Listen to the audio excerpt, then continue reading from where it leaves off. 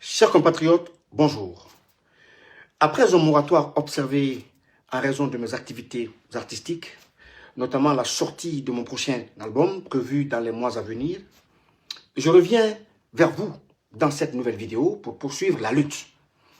La lutte au nom de la liberté, la lutte au nom de la vérité, la lutte au nom de la dignité. Pas la dignité à la Mamadi Doumbouya qui déclarait le 5 septembre que la dignité, c'est l'harmonie entre le dire et le faire. Après avoir naturellement fait de nombreuses promesses pour ensuite sombrer dans une panoplie de contradictions éhontées. Donc, il n'est pas question, chers compatriotes, que j'abdique. Je n'abdiquerai pas, et je l'ai déjà dit, parce que ce combat, je le mènerai à tous les fronts. Je le mènerai en tant qu'artiste panafricain, je le mènerai en tant qu'homme politique et en tant qu'activiste, parce que Dieu m'en a donné les facultés. Et parce que la nation n'a pas besoin de Poutiche et de Casanova au sommet de l'État, chers compatriotes, mais de dirigeants responsables, cohérents et capables d'assumer leurs paroles par des actes. Malheureusement, nous nous retrouvons avec un vrai Kambaremba à la tête du pays. Il gère la Guinée comme s'il gérait une simple boîte de nuit.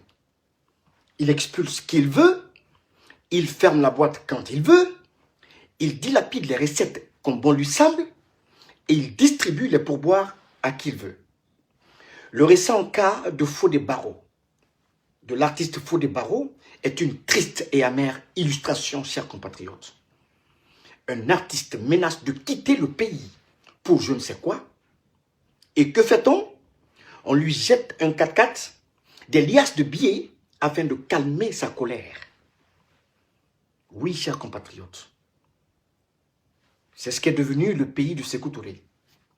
C'est ce qu'est devenu le pays de Mafori Bangoura.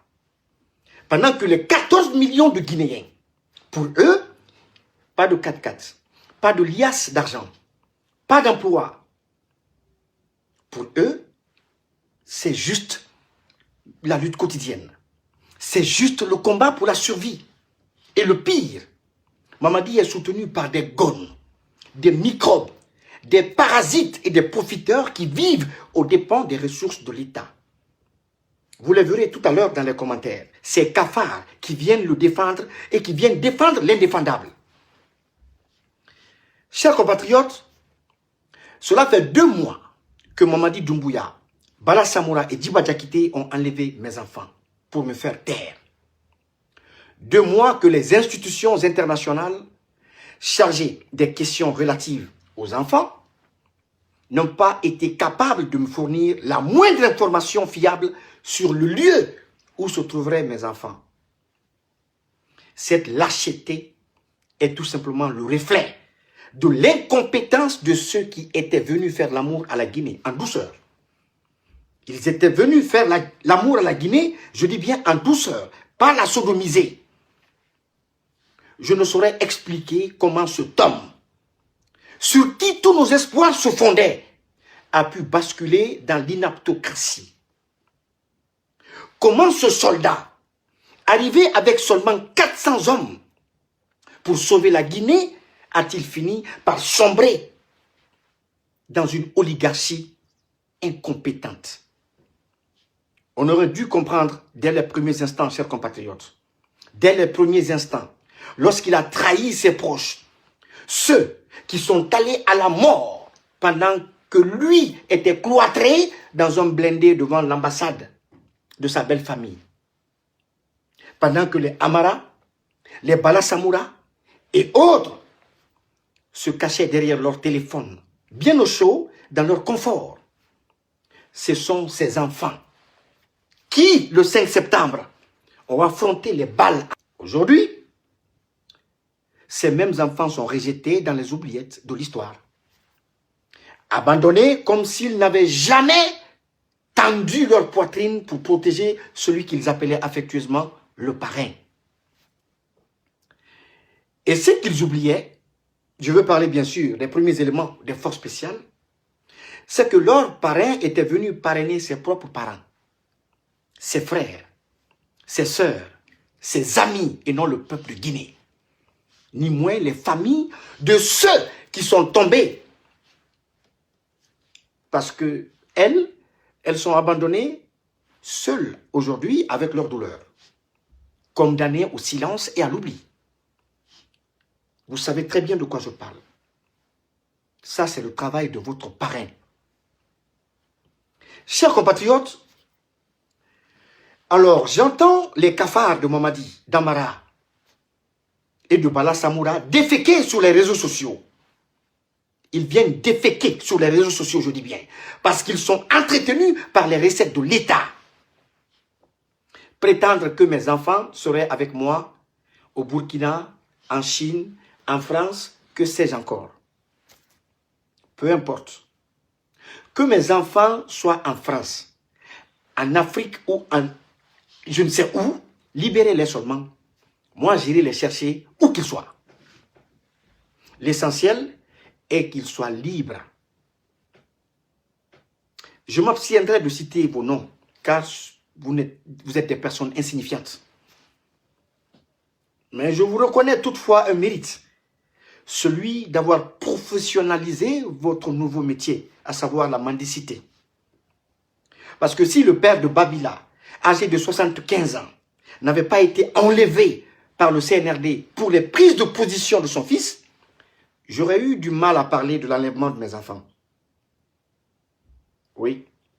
Si Habib Marwan, Fonike, Bilo, Dr Nimaga et tant d'autres n'avaient pas été enlevés par le CNRD, les Guinéens auraient pu douter de l'enlèvement de mes enfants. Vous comprenez? Donc, fermez-la. Bouclez-la. Bouclez-la parce que vous n'avez ni la rhétorique, ni l'élégance verbale, ni l'éloquence intellectuelle pour maquiller le fait d'avoir attaqué des mineurs de moins de 15 ans le 16 novembre 2025 à mon domicile. Vous ne pouvez pas maquiller cela.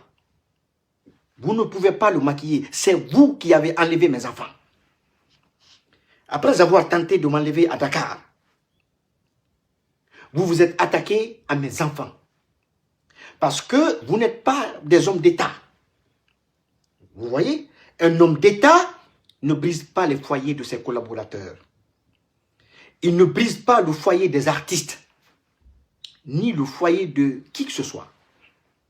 J'ai compilé tout un dossier sur les différents cas de foyers brisés et menacés de séparation à cause de ceux qui étaient censés être les garants des valeurs morales de notre pays.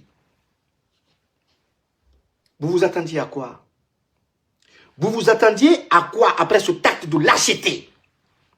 À ce que je vienne larmoyer devant vous à plat ventre comme un ver de terre sur lequel on a versé du sel? C'est mal connaître Eli Kamano. C'est très mal me connaître. Quand il détourne des millions et des millions de dollars, il se contente de distribuer les 50 ou 100 millions de francs guinéens à des individus qui ont choisi la fainéantise, la paresse et la gratuité comme métier. Juste pour que ces derniers viennent aboyer sur les réseaux sociaux pour défendre l'indéfendable. On verra bien dans un avenir proche. Allons-y.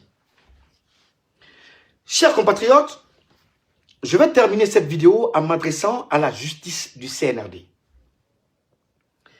Cette justice qui nous a été vendue comme la boussole censée nous guider. Depuis que mes enfants ont été enlevés, cette justice déshonorante et indigne, à la solde de Mamadi Doumbouya, n'a mené aucune enquête, n'a publié aucun communiqué officiel, n'a fait aucune prise de parole allant dans le sens de la manifestation de la vérité dans cette affaire. Mais aujourd'hui, elle dispose des moyens, à travers quelques personnes poussées par le CNRD, pour monter un dossier contre moi et lancer un mandat national, parce que je ne dirais pas un mandat international. Ouais. Non, mais vous êtes sérieux? Est-ce que vous êtes sérieux? Vous pensez que le monde est à vos pieds? Vous pensez que les conneries qu'on peut faire là-bas en Guinée, qui sont possibles là-bas en Guinée, sont possibles partout dans le monde, ou faisables partout dans le monde, au lieu de mener des enquêtes sérieuses sur la disparition des mineurs et d'autres citoyens, vous vous mettez à mentir sous serment, à cautionner la forfaiture de Mamadi et de ses partenaires de crime sous serment, pendant que ces oligarques enlèvent mes enfants, pillent les recettes quotidiennes de l'État pour offrir à leurs enfants les meilleures écoles en Occident. C'est vous, garant de notre justice, qui cautionnez la déliquescence de l'État par votre silence complice. Allez-y, je vous attends et de pied ferme.